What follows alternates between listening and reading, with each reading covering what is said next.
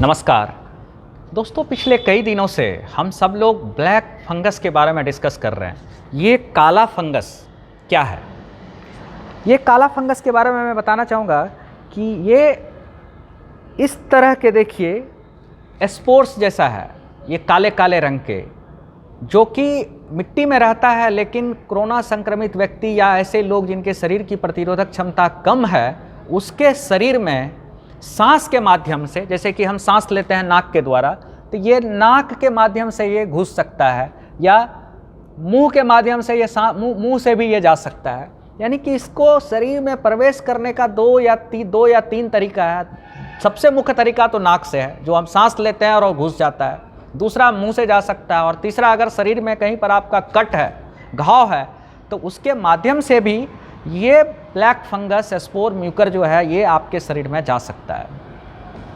अब अगला अहम मुद्दा है कि ये क्यों हो रहा है, कैसे लोगों में हो रहा है, ये हम सब लोगों को जानना चाहिए। इसके लिए देखिए, आपको एक चार्ट में दिखा रहा हूँ। Dot and cot, be alert.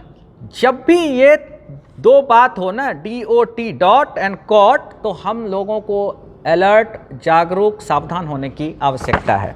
D से है डायबिटीज़। अगर आपका शुगर अनकंट्रोल्ड हो। ऑक्सीजन से क्या वास्ता है? हम देख रहे हैं कि होम आइसोलेशन के कंसेप्ट पे लोग घर पे ऑक्सीजन लेते हैं। ठीक है, बेड्स नहीं मिल रहा है, लेना भी चाहिए, लेकिन हम लोगों को दो बात का ख्याल रखना बहुत आवश्यक है। देखिए, ये ह्यूमिडिफायर है, इसमें पानी रहता है, तो इस पानी को प्रत्येक दिन, अगर ऑक्सीजन थेरेपी किसी मरीज को चल रहा है, तो इसको चेंज कर देना चाहिए। और ये ऑक्सीजन लेने वाली ट्यूब है, इस ट्यूब को भी प्रत्येक दिन हमें चेंज करनी चाहिए। सेम ट्यूब और सेम पानी को रखने से भी ब्लैक फंगस ज़्यादा ग्रो कर रहा है। और तीसरा चीज़ है, जैसे ये टोक्लीजुमाब या ऑर्गन ट्रांसप्लांट किया हुआ मरीज है, उसको इम्यूनोसप्रेसेंट चल रहा है, अगर ऐसा सिचुएशन हो। और चौथा बात जो है, कॉर्टिकोस्टेरॉइड। हम सब जानते हैं कि कोरोना के इलाज के लिए कॉर्टिकोस्टेरॉइड देते हैं।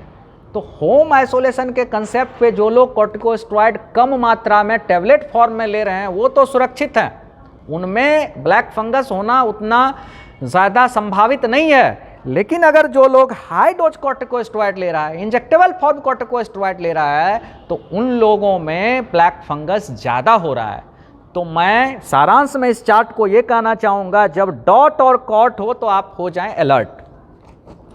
अब तीसरा है कि ठीक है, इन सारी परिस्थितियों के बाद आपको ब्लैक फंगस आपके शरीर में प्रवेश कर जा रहा है, तो कैसे पहचानेंगे, क्या इसके लक्षण होंगे? तो इसके लिए जैसा हमने देखा कि ये नाक के द्वारा प्रवेश कर रहा है, तो सबसे पहले हमारे शरीर में ये प्रभावित भी नाक को करता है। यानी कि अगर आपके नाक में ये ब्लैक फंगस घुसा हुआ है, तो आपका नाक बंद होगा, नाक से खून आ सकता है, नाक से पानी आ सकता है। तो शुरुआती दौर में अगर हम नाक में पता कर लेते हैं, इंडोस्कोप डाल करके अगर ENT सर्जन देख लेता है, तो हम जल्दी ठीक हो सकते हैं। लेकिन अगर मरीज इग्नोर किया, तो नाक के बाद ये साइनसेज, नाक के बाद देखिए आँख और नाक के बीच में जो ये एरिया है, इसको साइनसेज बोलते हैं, इसको इन्वॉल्व करता है। और इसको अगर इन्वॉल्व किया तो मरीज को यहाँ पर सूजन होगा, और दबाएगा तो दर्द होगा। और इस स्टेज में भी अगर आप डिटेक्ट नहीं कर पा रहे हैं, तो अब आपका ये काला फंगस आपके आंख तक पहुंच सकता है। और जब आंख में पहुंचता है, तो आंख मरीज का बाहर के तरफ दिखता है, बल्ज किया हुआ। आंख की ऊपर की जो पलक है वो गिर जाती है, जिसको हम टोसिस बोलते हैं। और एडवांस स्टेज में आंख की रोशनी भी चली जाती है। और इतना ही नहीं, नाक, साइनसेज, आंख के बाद जो सबसे महत्वपूर्ण और सबसे ज़्यादा डेंजरस और एडवांस स्टेज है, वो ब्रेन। यानी कि नाक, साइनसेज, आंख, और इसके बाद ब्रेन में चला जाता है।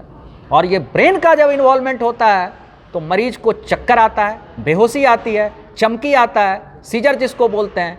तो इस तरह की समस्या होती है। कहने का मतलब, आपको ये चार जो ऑर्गन है, नाक, साइनसेज, आंख और ब्रेन, इनके सारे सिम्टम्स को समझना चाहिए।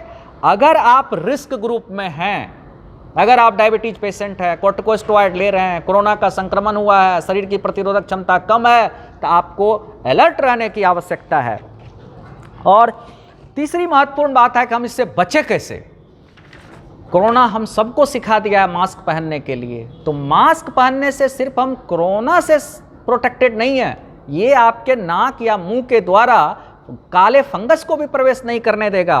तो हम मास्क पहने, ऑक्सीजन के इस ट्यूब को और ये वाटर को प्रत्येक दिन चेंज करें, और ब्लड शुगर जो हमारा अनकंट्रोल्ड है उसको कंट्रोल करें, उसकी दवाई खाएं, एक्सरसाइज करें, प्रॉपर डाइट लें, और अधिक मात्रा में इंजेक्टेबल फॉर्म में कॉर्टिकोस्टेरॉइड बिना डॉक्टर की सलाह की ना लें, और कोशिश करें कि हॉस्पिटलाइज होकर के आईवी कॉर्टिकोस्टेरॉइड लें।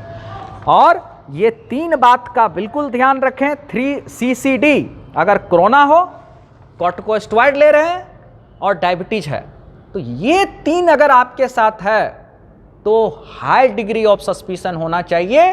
साथ में अगर आपके नाक से काला चीज दिख रहा हो, यहाँ पे सूजन हो, आंख बाहर की तरफ हो, आंख की रोशनी जा रही हो, या ब्रेन का कोई सिम्टम्स हो, तो हमें अलर्ट रहने की आवश्यकता है।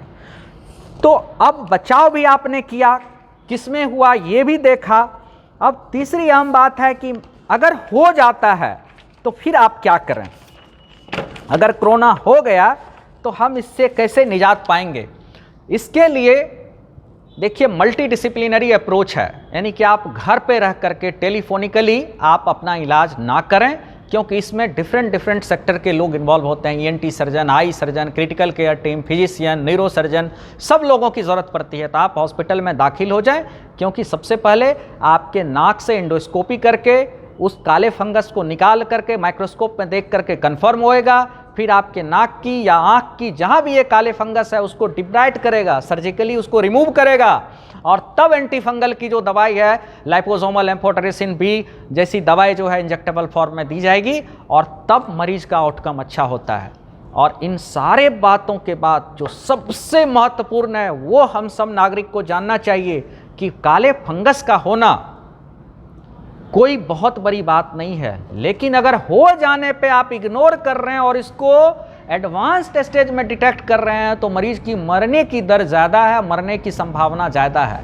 कहने का मतलब अगर आपने अर्ली डायग्नोस्ड कर लिया, जल्दी से डॉक्टर से सलाह ले लिया, तो इसका आउटकम अच्छा होता है। अन्यथा हम लोग मरीज को लूज करते हैं, मरीज जो है रेसिडुअल सिम्टम्स लेके रख जाता है, परमानेंट डैमेज हो जाता है, चाहे वो नाक की बात हो, चाहे साइनस की बात हो, चाहे आँख की बात हो, चाहे ब्रेन की बात हो। तो अंतिम मैसेज मेरा यही है कि जो लोग रिस्क ग्रुप में हैं वो जागरूक रहें। अगर कुछ ऐसा सिम्टम्स जो हमने बताया अगर हो तो तुरंत डॉक्टर के पास आना चाहिए इसके फर्दर ट्रीटमेंट के लिए, क्योंकि हमारे एम्स पटना में भी 4-5 पेशेंट आए हैं और उन लोगों का हमारे ENT की टीम, ऑप्थेल्मोलॉजी के doctor, neuro surgeon, critical care, सबने मिल करके बहुत अच्छा अप्रोच से उसका इलाज कर रहा है और उसका आउटकम अच्छा हो रहा है। तो ये हम लोगों के अच्छे आउटकम को, हमारे एक्सपीरियंस को मैं साझा करना चाहूँगा और आप लोगों को मैसेज देना चाहूँगा कि आप लोग डरे नहीं, बस जागरूक होने की ज़रूरत है। धन्यवाद।